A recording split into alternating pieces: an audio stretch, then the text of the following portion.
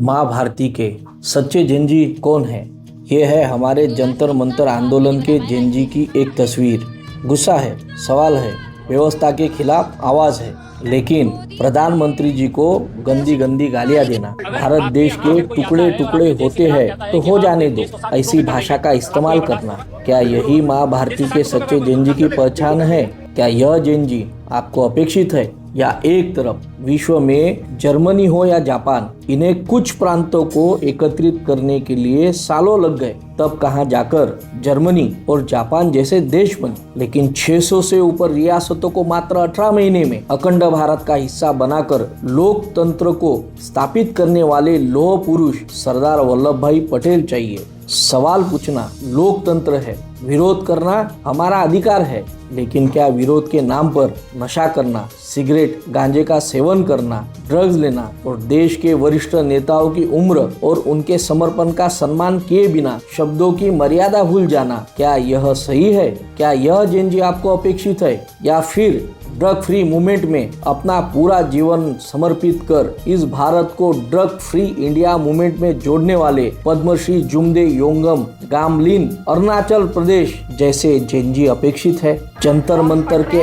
आंदोलन के दौरान प्राचीन हनुमान मंदिर पर पत्थरबाजी करने वाले जेनजी आपको अपेक्षित है? या जो भारत का अविभाज्य घटक जम्मू कश्मीर है, वहाँ पत्थरबाजी करने वाले जिहादियों को सबक सिखाने वाले मेजर लेतुल गोगोई जैसे जेनजी अपेक्षित है?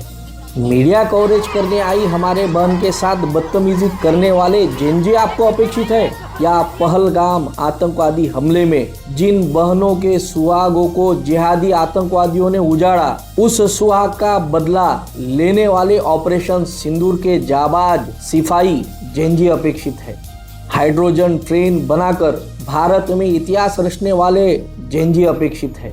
ट्रेन पर पत्थरबाजी करने वाले जेनजी आपको अपेक्षित है? या ऑपरेशन सिंदूर के दौरान फिरोजपुर बेस पर हमारे सैनिकों को दिन रात चाय नाश्ता कराने वाले 10 साल के श्रवण सिंह जैसे जेनजी अपेक्षित है? भारत के लोकतंत्र का स्तंभ हमारी संसद पर पत्थरबाजी करने वाले जेनजी आपको अपेक्षित है? या हमारे लोकतंत्र और मातृभूमि की रक्षा करते करते शहीद होने वाले कैप्टन विक्रम बत्रा जैसे जेनजी आपको अपेक्षित है? इस देश में जेनजी की एक और तस्वीर है, और वही तस्वीर इस भारत का भविष्य है। सिर्फ 15 साल का वैभव सूर्यवंशी, जिस उम्र में कई बच्चे अभी सपनों का मतलब समझ रहे होते हैं, उस उम्र में वो भारत का लाल अंडर 19 विश्व कप के मैदान पर पूरे संकल्प के साथ, समर्पण के साथ खेल रहा था। और ये देखिए हमारे माँ भारतीयों की बेटियां ग्लासगो कॉमनवेल्थ गेम्स 2026 में भारतीय बेटियों ने पूरी दुनिया को बता दिया कि भारत की बेटी सिर्फ सपने नहीं देखती, वह अपने सपनों को माँ भारती के चरणों में समर्पित करके उन्हें तिरंगे की शान में बदल देती है। संघर्ष आया, चोटें आई, मुश्किलें आई, लेकिन उसने हार नहीं मानी, रिंग में उतरी, लड़ी और माँ भारती के लिए स्वर्ण पदक लेकर लौटी। और फिर है वह जेनजी जो शोर नहीं करता, बस मेहनत करता है। और नीट यूजी 2026 का all India rank first Aryan Gupta, जिसने 720 में से 715 अंक यानी 90.99 परसेंटाइल, क्योंकि उसके लिए जेनजी का मतलब वायरल होना नहीं, खुद को काबिल बनाना है।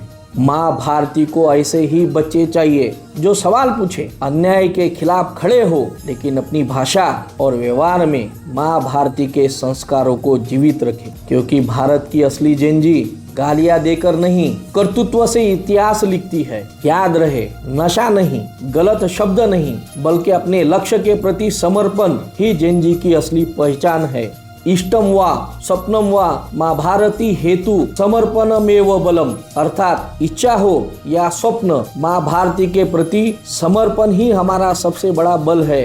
राष्ट्रहित सर्वोपरि, सेवा ही धर्म है, बलिदान सर्वोपरि, जननी जन्मभूमिच्च स्वर्गादपि गरीयसी। यह समर्पित जेनजी इस मातृभूमि को अपेक्षित है।